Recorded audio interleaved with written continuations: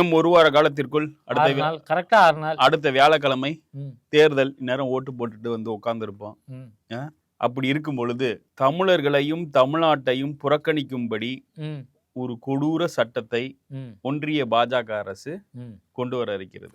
விந்திய மலைக்கு தெற்குல யாரு இருக்காங்க, என்ன இருக்கு, அதை பத்தி அவங்களுக்கு எந்த விதமான கவலையும் கிடையாது.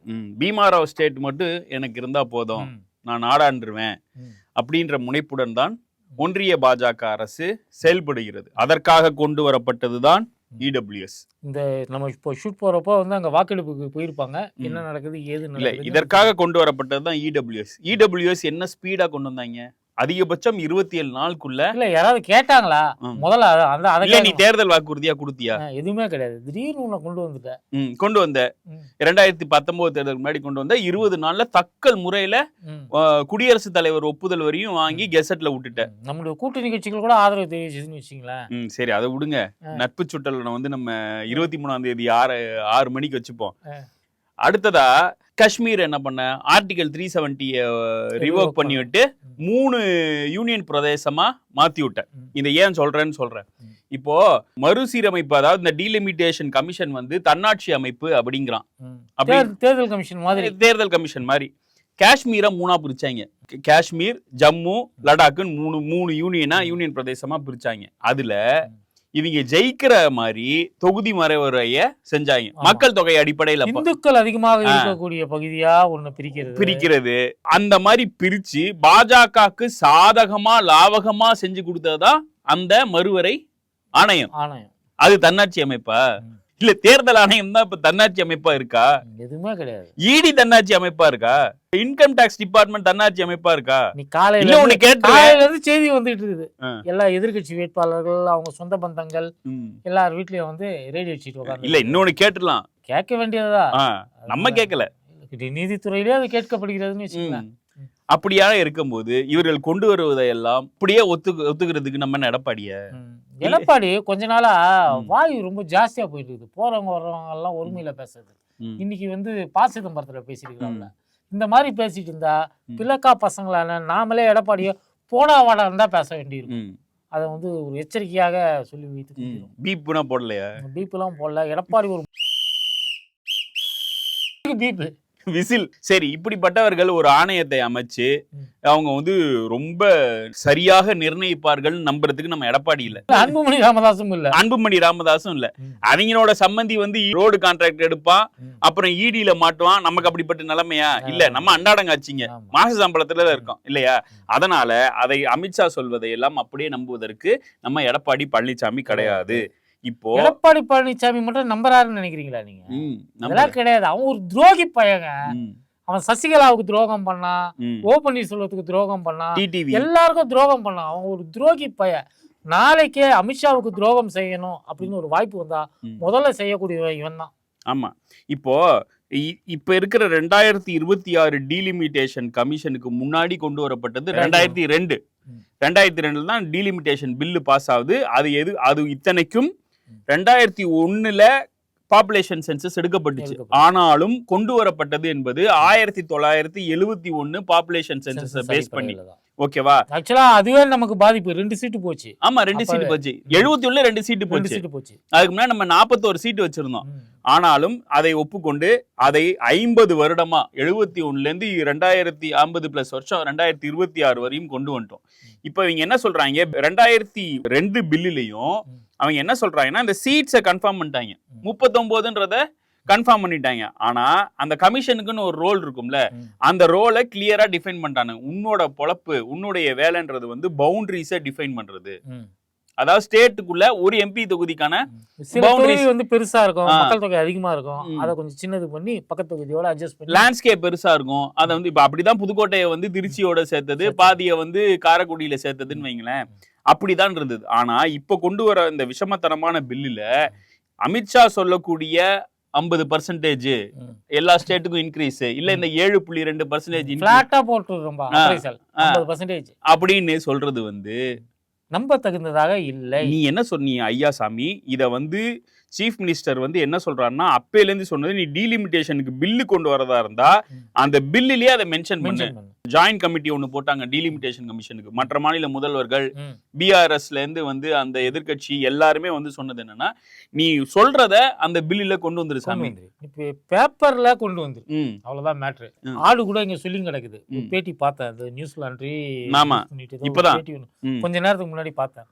அதுல கூட எங்க அமித்ஷா சொல்லிட்டாரு, இதுக்கு மேல என்ன அப்பீல் அப்படின்றாப்ல. அமித்ஷா இதுவா கடவுளா? அமித்ஷாவா ஜும்லா அவரே கேட்டாரு, அவரே சொல்லியிருக்காருல, நாங்க எலெக்ஷனுக்காக 15 லட்சம் ரூபாய் ஒவ்வொருத்தர் அக்கௌண்ட்ல போடுவோம்னு சொன்னது ஒரு பொலிட்டிக்கல் ஜும்லா அப்படின்னு அமித்ஷா சொன்னது இன்னமும் இணையத்துல நிதிஷ் கட்கரியும் சொல்லியிருக்காரு. எல்லாமே நாங்க இந்த மாதிரி வாயால 1008 வடை சுடுவோம்பா, எல்லா வடையும் உங்களுக்கு வந்து நாங்க வந்து தட்டுல வச்சு கொடுப்போமா அப்படின்னு சொல்லிட்டு தான் அவனுக்கு வந்து வெக்கமே இல்லாம கேட்டவங்க. இப்ப இவங்க எல்லாம் என்ன சொல்றாங்க, அன்புமணி, எடப்பாடி பழனிசாமி, அப்புறம் அந்த துன்பதுரை எல்லாம் என்ன சொல்றாங்கன்னா, பெண்களுக்கு ஒதுக்கப்படக்கூடிய எம்பி சீட்டுகளை ஆமா இவனுக்கு ரொம்ப உங்களுக்கு தெரியாதா, 2023ல இந்த 33% கொண்டு வந்தப்ப திமுக, காங்கிரஸ் எல்லா கட்சியும் என்ன சொன்னுச்சுன்னா, ஐயாசாமி நீ இப்பயே 24ல கொண்டு வா, 543ல 33% லேடிஸ்க்கு கொடுத்துரு அப்படின்னு தானே சொன்னாங்க இல்லையா? ஏங்க பஞ்சாயத்து ராஜ் சட்டத்துல பெண்களுக்கு முதல்ல வந்து பைலட்டா கொடுங்க, 33% இடஒதுக்கீடு கொடுங்கன்னு சொன்னப்போ 94ல இருந்து கொடுக்க ஆரம்பிச்சாங்க முதல்ல. ஆனாலும் அந்த உள்ளாட்சி தேர்தலில் 33% பெண்களுக்கு இடஒதுக்கீடு முதல்ல தேர்தல் நடந்தது தமிழ்நாடு திமுக ஆட்சி. அப்புறமா அது வந்து 50% உயர்த்த சொல்லும் போது அப்போதும் முதல் தடவையாக திமுக ஆட்சியில தான். இப்ப சிஎம் ஸ்டாலின் சிஎம் ஆனதுக்கு அப்புறம் தான் நடக்குது. அந்த அம்மா கொண்டு வந்துட்டு அப்படியே படுக்க போட்டுருச்சு, இவங்க உள்ளாட்சி தேர்தலே நடத்தல. அது வேற, அது ஒரு விஷயம். நீ அந்த 543ல 33% 24ல கொண்டு வரல, 29லயும் கொண்டு வர மாட்டா அப்படியாமா. எப்பனா 2031ல தான் கொண்டு வருவாராமா. நீ என்ன சொல்றப்ப ஏன் 29 நடத்த மாட்டேங்கிறன்னா, அவங்க என்ன சொல்றாங்க, எங்களோட ஆண் எம்பிக்கள் வந்து இப்ப இருக்கிற ஆண் எம்பிக்கள் வந்து ரொம்ப இதுவானவங்க, அவங்களுக்கு பெண் உரிமையில வந்து அப்படியே தக தக தக அவங்களுக்கு வாய்ப்பு பறி போகுமா. 543ல தான் 2029 பாராளுமன்ற தேர்தல் நடக்க போகுது. அதுல 33% கொடுத்தா இப்ப சிட்டிங் பிஜேபி எம்பிக்கு வாய்ப்பு போகும். ஆனாலும் நாங்க மொத்தமா ஏத்திட்டு அப்புறமா கொண்டு வருவோம். நாங்க தோக்குற காலத்துல வந்து காங்கிரஸ் தலையில மொத்தமா கட்டலாம். அப்படி இல்ல, இவங்க என்னன்னு 2026 பில்லுல இந்த சென்சஸ் படி தான் இருக்கும். ஏங்க இவனுக்கு சென்சஸே எடுத்தது இல்லைங்க ஆட்சிக்கு வந்ததுல இருந்து. இவனுக்கு என்ன சென்சஸ் பத்தி பேசுறதுக்கு இவனுக்கு என்ன துப்பு இருக்கிறது? சென்சஸ் எடுக்க துப்பு இல்லாதவனே 2014 ஆட்சிக்கு வந்த 12 வருஷம் ஆயிடுச்சு. இடையில சென்சஸ் எடுத்தியா? இல்ல. மோடி ஆட்சிக்கு வந்த பிறகு இந்தியாவில் சென்சஸ் எடுக்கப்பட்டதா? அன்புமணி ராமதாஸ் கேக்குறானே, கேஸ்ட் பேஸ்ட் சென்சஸ், அது எடுக்கிறதுக்கு அவர்களுக்கு துப்பு இருக்கிறதா, திராணி இருக்கிறதா, அறிவு இருக்கா, நாணயம் இருக்கா? இப்ப 2026 பில்ல சென்சஸ் பேஸ் பண்ணி தான், பாப்புலேஷன் சென்சஸ் பேஸ் பண்ணி தான் எடுக்க போறேன்றது இருக்கு. ஆனா அண்ணாமலையோ இல்ல மற்ற எடப்பாடி பழனிசாமியோ இந்த துன்பதுரையோ எல்லாம் மாத்தி பேசுறாங்க இல்லையா? இப்ப இன்னொன்னு இருக்கு, இந்த சென்சஸ்லயும் இவருக்கு என்ன பண்றாங்கன்னா, சென்சஸ்ல 2 இதா ஸ்பிளிட் பண்ணிருக்காங்க. ஹவுசஸ், இண்டிவிஜுவல்ஸ், அதாவது வீடு வீடா போய் சர்வே கேட்கறது ஒரு ஃபர்ஸ்ட் டைமா. அதுல வந்து அவங்க குடும்ப தலைவரோ தலைவியோ வந்து ஸ்கெட்யூல் காஸ்டா ஸ்கெட்யூல் ட்ரைபான் மட்டும் தான் கேட்பானுங்களாம், ஓபிசியை பத்தி கேட்க மாட்டாங்களாம். அதுக்கப்புறம் இன்னொரு டிரைவ் வந்து இண்டிவிஜுவல்ஸா கேட்பாங்களாம். ஏன் ஒன்னாவே கேட்க மாட்டியா நீ? நீங்க எஸ்ஐஆர்ல பண்ணிக்கிட்டு இருக்கிற குளறுபடியா தாங்க முடியல, சென்சஸ்லயும் அதே வேலை செய்வீங்க. அண்ணா சொன்ன அதே உதாரணம் தான். ஒரு பெரிய கதவா போட்டனா ஒரே இதுல பூனையும் போகும் நாயும் போகும்ன்றது. ஓட்டைய போட்டு விடு, அந்த ஓட்டையில எல்லாமே போக ஒரே சர்வே நடத்தி நீ வந்து நாய்க்கு ஒரு ஓட்டை, பூனைக்கு ஒரு ஓட்டை, குட்டி பூனைக்கு ஒரு ஓட்டை இப்படின்னு போட்டுக்கிட்டே போனா எலிக்கு ஒரு ஓட்டையை போடுவேன். ஒரே சென்சஸ் எடுக்க போற, அத வந்து பாப்புலேஷன் சென்சஸ் எடுத்துக்கோ, எக்கனாமிக் சென்சஸ் எடுத்துக்கோ, அவன் இண்டிவிஜுவலோட கேஷ் எடுத்துக்கோ. அதாவது ஒரு ஷீட்ல எடுக்க போற மொத்தமா, அவ்வளவுதானே. டிக்கு தானே பண்ண போற. நீ என்னப்பா, நீ என்ன கேஸ்ட், நீ என்ன ஓபிசியா, நீ என்ன? இவங்க காஸ்ட் சென்சஸ் இண்டிவிஜுவல்ஸ் எடுக்கிறதுக்கு இவங்களுக்கு ஐடியாவே இல்ல. அப்படி எடுக்கப்பட்டால் ஒடுக்கப்பட்ட மக்கள், பிற்படுத்தப்பட்ட மக்கள், எங்களுடைய மக்கள் தொகைக்கு ஏற்ப பிரதிநிதித்துவம் இந்த இந்தியாவில் கிடையாது அப்படிங்கறத மிக தெளிவாக உணர்வார்கள். ஆமா, அதுதான் இவங்களுக்கு பிரச்சனை. இவங்களுக்கு மட்டும் பிரச்சனை இல்ல, இதுவரை ஆண்ட தேசிய கட்சிகளுக்கு பிரச்சனை. இவங்கள மட்டும் குறை சொல்லக்கூடாது. இதுல இன்னொன்னு இருக்கு, காஸ்ட் சர்வே எடுக்கல அப்படின்னு அன்புமணி கோச்சுக்கிறார்ல. இப்ப வாய்ப்பு எடுக்க வேண்டியதுன்னா தந்தி டிவியை வச்சு எடுத்துக்கோ, மக்கள் டிவியை வச்சு எடுத்துக்கோ. சர்வே எவனாலும் எடுக்கலாம். நீ என்ன சர்வே மக்கள் டிவி வச்சு ஒரு சர்வே எடுக்கிறேன்னு வச்சுக்கேன் தமிழ்நாட்டில், அதுக்கு என்ன வேல்யூவோ தமிழ்நாடு கவர்மெண்ட்டே சர்வே எடுத்தாலும் அதே வேல்யூ தான் சட்டத்துக்கு முன்னாடி. இப்படி நீங்கள் எடுக்கக்கூடிய சர்வே வச்சுக்கிட்டு சும்மா நாக்கு வழிக்க தான் வச்சுக்கலாம். அதை வச்சு எந்த ஒரு கொள்கை முடிவும் நீங்கள் எடுக்க முடியாதுன்னு உச்ச நீதிமன்றம் தெளிவுபடுத்தி இருக்கிறது. இப்போ இந்த சென்சஸ் மேட்ருக்கே வருவோம். சென்சஸ்ன்னு இவங்க 2025 இதே ஏப்ரல் மாதம் அறிவிச்சாங்க, ஏப்ரலோ மேயோ அறிவிச்சாங்க. அப்பயே சிஎம் என்ன சொன்னார்னா, ஓகே வரவேற்கிறோம், எப்போ ஆரம்பிப்ப எப்போ முடிப்ப கிளீனா சொல்லிடு. அதுதான் அவரோட ஃபர்ஸ்ட் பேராகிராஃப்ல உள்ளது. கிளீனா சொல்லிடு, எல்லாத்தையும் ரிட்டர்ன்ல கொடு, எதுவா இருந்தாலும் ரிட்டர்ன்ல கொடுத்துரு, எதுவா இருந்தாலும். ஏன்னா அவங்க சொல்லி 1 வருஷம் ஆச்சு, இப்ப வரையும் இந்த காஸ்ட் சர்வே இண்டிவிஜுவல்ஸ்க்கு எடுக்கிறதா எங்கேயுமே பார்க்கல, கிடையாது. நம்ம வீட்டுக்கு யாரும் வந்தாங்களா, வரல. அப்புறம் ஏன் இந்த பொய்? இதையெல்லாம் வந்து ஒரு சைடு சிஎம் இதை சொன்னார், இன்னொரு சைடு எடப்பாடி பாராட்டி சீராட்டி ஐயா. அவரு மோடி சொல்லிட்டாருங்க, அமித்ஷா சொல்லிட்டாரு ப்ரோ, அவரு அம்சா சொல்லிட்டாருங்க, செஞ்சுட்டாருங்க. ட்ரஸ்ட் அம்சா ப்ரோ, இதேதான், இதே வாய்தான். அதை தவிர்த்து வேற எதுவுமே தெரியாது அவனுக்கு. அவன் வந்து அவங்க சொல்றாங்க இவங்க சொல்றாங்கன்னு சொல்றானே, நீ என்னடா சொல்ற அப்படின்னு சொல்லிட்டு அவனை வந்து செருப்பால் அடிச்சு கேட்கணும். உனக்கு ஒரு சிந்தனை கிடையாதா? உனக்கு சுயமா அறிவு கிடையாதா? நீ வந்து இத்தனை வாட்டி எம்எல்ஏவா இருந்திருக்கிற, எம்பியா இருந்திருக்கிற, என்ன புடுங்கின, என்ன பேசுன? நீ சட்டமன்றத்தில் ஏதாவது ஒரு கருத்தை சொல்லியிருக்கிறியா? பாராளுமன்றத்துக்கு போனியா, அங்கே ஏதாவது சொன்னியா? 4 வருஷம் வந்து நீ வந்து சிஎம்மா இருந்து நீ என்னத்தை சிந்திச்ச? எதுவுமே கிடையாது.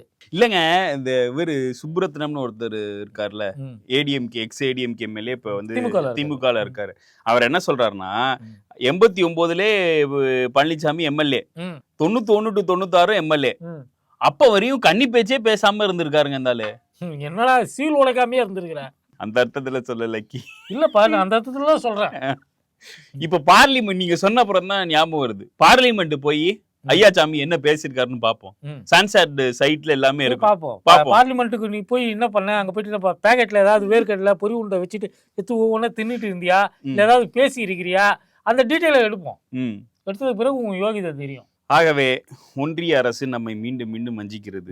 இல்ல, இன்னைக்கு இவரு பார்லிமெண்ட்ல ஏதோ பேசியிருக்காரு போல இருக்குது. யாரு? இவர் தான், நம்மால் மோடி தான். பேசுறதோட இல்லாம நேத்து பேசியிருக்காரு. பேசிட்டு அதை ட்விட்டர்ல போட்டிருக்காரு. என் அன்பார்ந்த பாராளுமன்ற தோழமைகளே, உங்கள் வீட்டில் இருக்கும் பெண்களை எண்ணி பாருங்கள், உங்கள் தங்கையை எண்ணி பாருங்கள், உங்கள் மனைவியை எண்ணி பாருங்கள், உங்கள் அம்மாவை எண்ணி பாருங்கள், அக்காவை எண்ணி பாருங்கள், இதை எண்ணி பாருங்கள், அதை எண்ணி பாருங்கள். என்ன விஜய் பேசுற மாதிரி இருக்கு. ஒரு ட்விட்டர் போட்டிருக்காப்ல, ரொம்ப சிம்பிளா குஜராத்ல இருந்து கேக்குறானுங்க, யசோதா பெண்ணை எண்ணி பாருங்கள் அப்படின்னு சொல்லி. எங்க போய் மூஞ்சி வச்சுப்ப? நீ கல்யாணமானதே அஃபிடேவிட்ல சொல்லல. அந்த மாதிரி ஒரு டீச்சர் வேற, சும்மா உன்ன மாதிரி வந்து ஏப்பச்சாப்பா கிடையாது, மொக்க கிடையாது. அந்த மாதிரி நல்லா படிச்சு இருக்குது, சர்வீஸ்ல இருந்து இருக்குது, நிறைய மாணவர்களை உருவாக்கி இருக்குது. உன்ன மாதிரி தருதலை பாயா கிடையாது.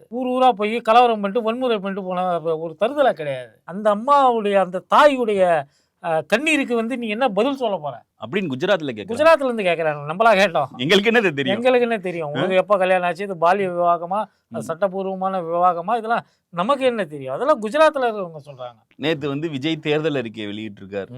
என்னன்னு பார்த்தா ஃப்ரண்ட் பேஜையும் லாஸ்ட் பேஜ் மட்டும் தான் அவன் மூஞ்சி இருக்கும் போல. உள்ள உள்ளது எல்லாத்தையும் ஏற்கனவே இருக்கிற இத தேர்தல் அறிக்கையா. கொடுமை என்ன தெரியுமா? நாம் தமிழர் கட்சிக்காரங்க சொல்றாங்க, எங்க தேர்தலுக்கு விஜய் காப்பி அடிச்சிட்டாங்க. இப்படியான இழிவான ஒரு நிலைமை உனக்கு தேவையா? அப்படியாக இருக்கிறது. தேர்தல் அறிக்கையிலும் ஒண்ணு இல்ல, அதை பத்தி பேசுறதுக்கும் ஒண்ணு இல்ல, விஜய் பத்தி பேசவும் ஒண்ணு இல்ல. இன்னைக்கு லீவு, 6 மணிக்கு மேல வண்டி ஓடாது. ஆமா, அவ்வளவுதான். மீண்டும் இன்னொரு பூமரில் சந்திப்போம். நன்றி, வணக்கம்.